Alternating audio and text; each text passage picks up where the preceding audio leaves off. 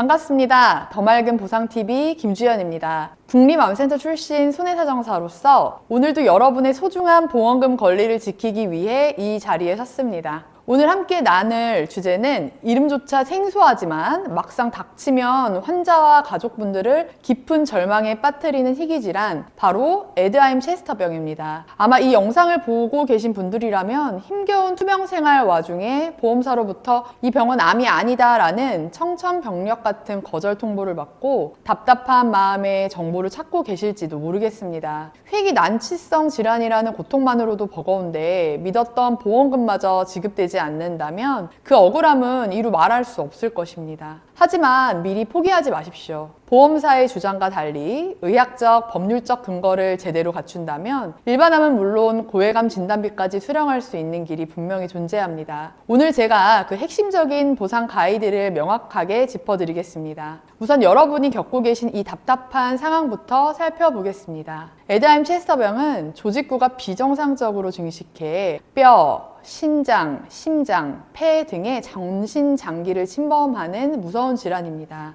뼈의 통증이나 호흡곤란, 심부전 같은 심각한 합병증을 유발하여 생명을 위협하기도 하죠. 병의 실체는 이렇게나 위중하고 치료 과정 또한 항암 치료를 병불케 하는데 막상 진단서를 발급받으면 질병 분류 코드가 D76.3으로 기재되는 경우가 많습니다.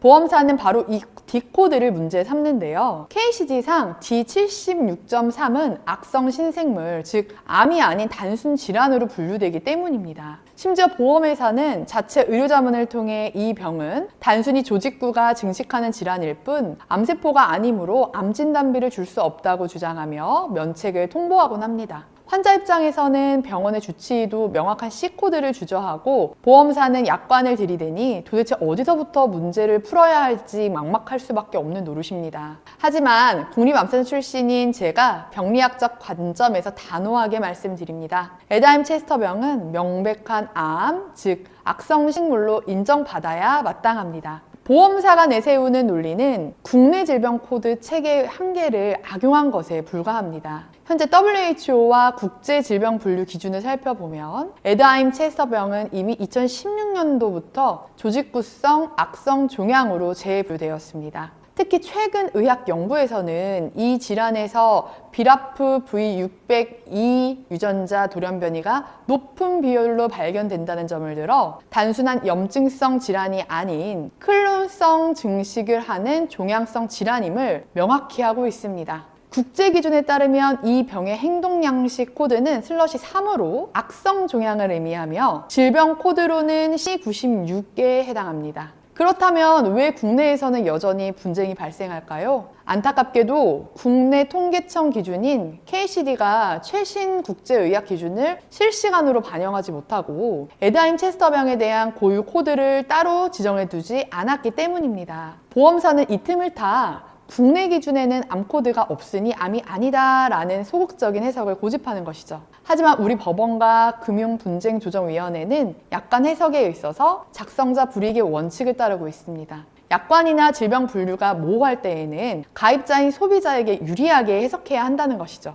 또한 보험 약관은 병리학적 진단을 최우선으로 합니다. 진단서에 D코드가 적혀 있다 하더라도 조직검사 결과지상 악성 종양의 특성이 입증되고 국제적 기준이 이를 뒷받침한다면 이는 임상적 코드를 넘어 실질적인 암으로 인정되어야 합니다. 따라서 지금 여러분이 해야 할 일은 보험사의 거절 통보를 그대로 수용하는 것이 아닙니다. 오히려 지금부터가 진짜 싸움의 시작입니다. 주치의가 발급한 진단서만으로는 부족한데요. 반드시 조직병리 검사 결과지를 확보해서 내 병변이 종양성 증식을 보이고 있다는 점, 그리고 가능하다면 비라프 유전자 변이 검사 결과 등을 통해서 악성 신생물의 성격을 띠고 있다는 점을 의학적으로 입증해야 합니다. 또한 C96 코드는 일반암을 넘어서 고해감 진단비 지급 대상에도 포함될 수 있는 중요한 코드입니다. 보험사가 단순히 국내 코드가 없다는 이유로 지급을 거절한다면 이는 국제적 의료 표준과 약관의 기본 원칙을 무시한 처사임을 강력하게 주장해야 합니다.